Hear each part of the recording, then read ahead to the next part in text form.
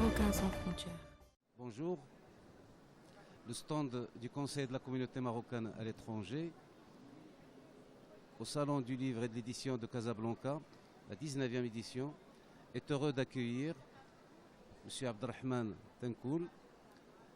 M. Tenkoul est le président de l'université Ibn Tofel de Kilitra, mais avant tout, c'est un chercheur, c'est un universitaire, c'est un penseur qui s'intéresse aux problèmes identitaires, interculturels, qui a beaucoup de publications. Et dans ce petit entretien, le professeur Tenkoul va essayer de nous donner quelques petites clés sur cette thématique. Donc, il était notre invité à une table ronde sur migration, identité et enjeux internationaux. À cette occasion, donc, c'est un cours, marhaban, bienvenue. Merci.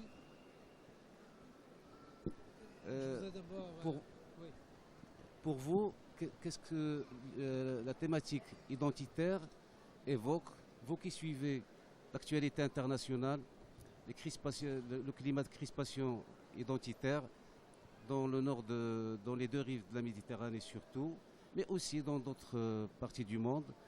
Quelle est l'importance de cette thématique identitaire dans ce débat? Je voudrais d'abord rappeler que la question de l'identité n'est pas nouvelle depuis que l'homme existe. La question s'est posée à lui, pas uniquement dans le bassin méditerranéen, mais en Afrique, en Asie, en Amérique du Nord.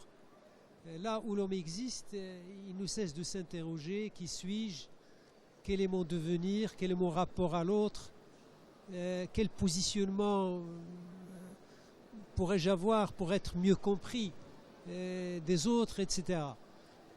Bien évidemment, la question devient beaucoup plus complexe, beaucoup plus cruciale quand elle se pose à des citoyens vivant hors de leur base, hors de leurs frontières, et là où ils se sentent en exil, ils se sentent étrangers. Et là, bien évidemment, la question de l'identité prend une dimension toute importante, très importante par rapport à ce qu'elle peut être vécue ou par rapport à ce que les autres peuvent la sentir quand ils vivent dans leur propre pays. Les Marocains vivant à l'étranger vivent souvent cette question comme une brûlure, et surtout lorsqu'ils sont mal vus dans les pays où ils vivent pour un tas de raisons, parce qu'ils affichent justement leur identité, leur appartenance d'origine, et souvent ils sont vite taxés et de gens fermés, de gens qui refusent de s'intégrer, et ce qui les vexe, davantage, parce qu'ils ont fait l'effort de s'installer dans les pays où ils vivent, ils ont fait l'effort d'éduquer leurs enfants, de les mettre à l'école dans les pays où ils vivent, pour les éduquer justement selon la culture, l'éducation de ces pays-là. Mais malheureusement, quand ils sont rejetés, c'est ce sentiment d'être exclus qui fait qu'ils ressentent le besoin de se rattacher et de mettre en avant l'attachement qu'ils ont à la culture d'origine, au pays d'origine. Mais tout cela, évidemment, ne résout pas la question que vous avez posée sur l'identité. C'est quoi l'identité? Ça reste quelque chose de très complexe, surtout que l'identité n'est pas quelque chose de figé. La culture est toujours mue par une dynamique interne, et puis également par, disons, un désir de sortir même de cette identité, pour aller à la rencontre du monde, pour aller à la rencontre d'autres valeurs qui ne sont pas forcément celles de notre société d'origine. Du fait, donc, la thématique choisie par le Conseil de la communauté marocaine à l'étranger cette année au Salon du livre, c'est migration, identité, citoyenneté. Je pense qu'elle est d'actualité, n'est-ce pas, professeur? Tout à fait. Au vu de ce qui se passe aujourd'hui dans le monde, pratiquement inscrite dans une actualité brûlante.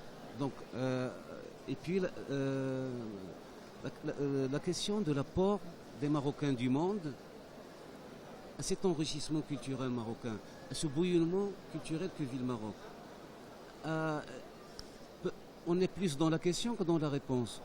Mais est-ce qu'il n'y a qu'une seule réponse à ce débat-là sur l'apport et l'enrichissement que cette mondialisation, dans le cadre de cette mondialisation, la communauté marocaine de l'étranger, les Marocains du monde peuvent y contribuer?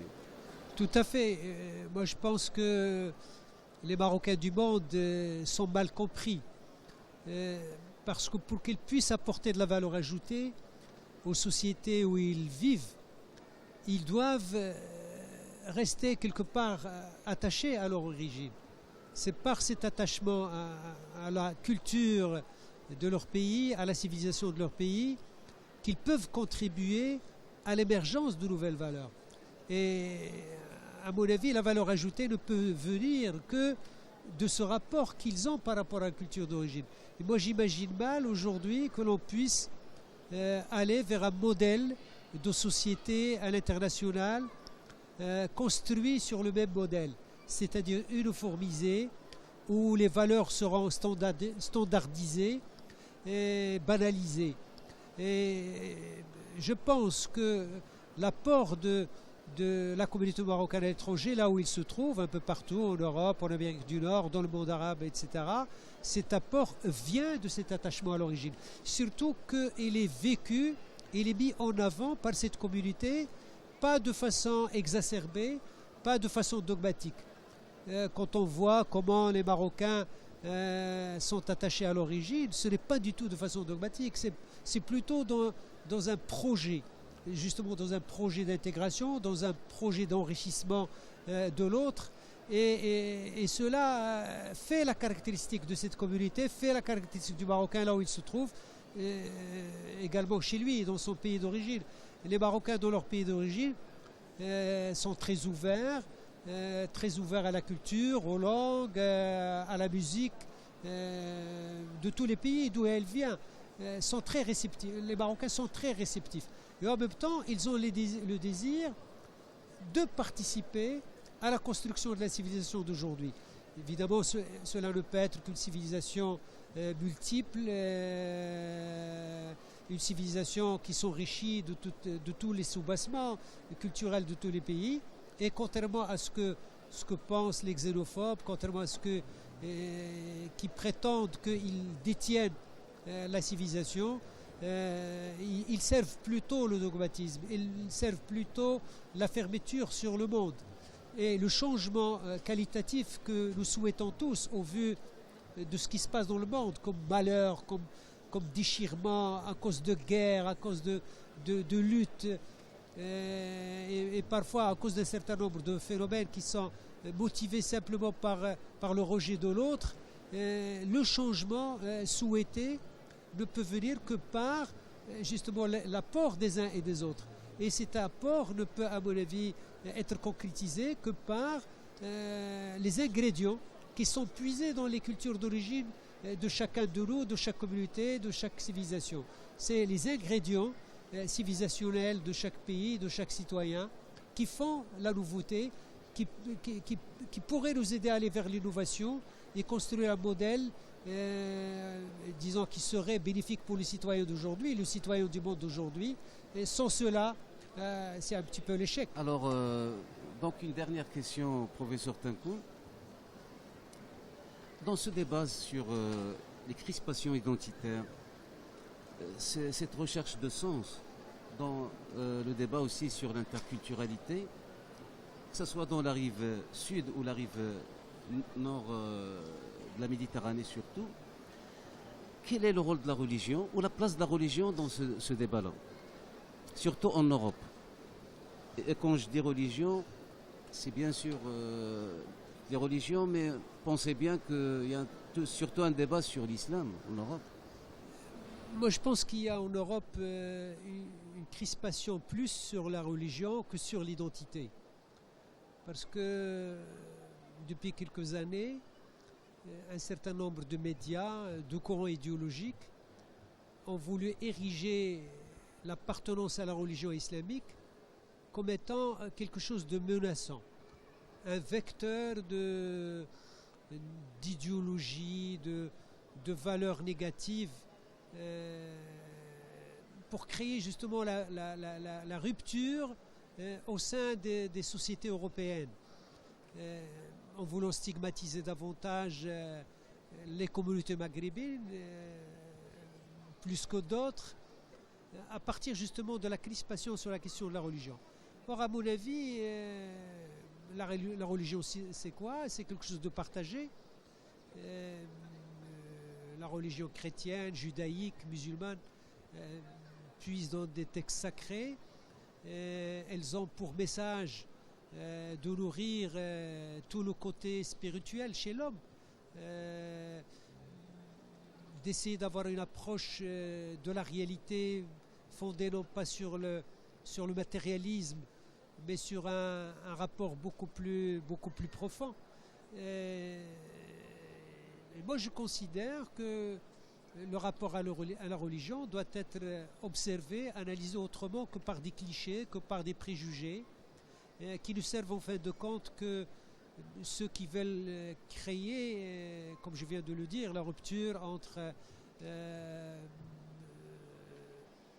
pas entre musulmans de France ou musulmans vivant en France ou entre communautés étrangères, parce que maintenant la société française est constituée pas uniquement de Français de souche, mais elle est constituée d'Africains qui sont Français, de Marocains qui sont Français, devenus Français, etc. et qui ont fait le choix soit de garder, donc de rester fidèles à leur religion, soit carrément de muter vers une autre religion, ou pratiquement de ne pas être pratiquant d'une quelconque religion. À mon avis, c'est un faux débat que de vouloir trop s'appesantir sur la religion. Les questions qui me semblent être les questions les plus importantes aujourd'hui ont trait à l'emploi, à l'employabilité, à des questions liées au développement, à la crise à la fois financière et économique. Bon, je pense que ce sont là les vrais problèmes des sociétés modernes d'aujourd'hui, que ce soit les sociétés du nord de la Méditerranée ou les sociétés du sud de la Méditerranée. C'est dans ces débats que ces débats de société-là, comment sortir de la misère, comment évoluer vers un monde égalitaire, comment créer les conditions de l'émancipation de toutes les formes d'interdépendance qui créent de l'inhibition, des conditions qui permettent à la femme de se libérer davantage, aux jeunes de retrouver la voie de la créativité et de l'innovation. Je crois que ce sont là les vrais problèmes d'aujourd'hui.